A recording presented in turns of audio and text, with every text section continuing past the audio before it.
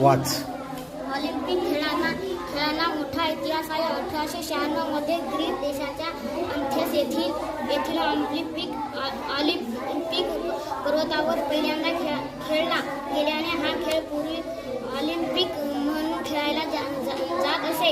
सर्वसाधारणपणे जगभरात 4 वेगवेगळ्या प्रकारच्या ऑलिम्पिक स्पर्धा होतात.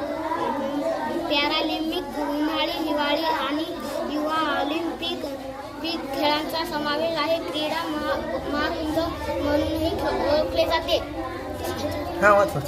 ऑलिम्पिक खेळामध्ये 3 वेगवेगळ्या प्रकारात पदके दिली जातात, ज्यामध्ये सुवर्ण, रौप्य आणि कांस्य पदकांचा समावेश आहे.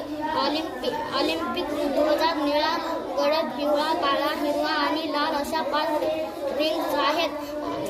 आशिया, युरोप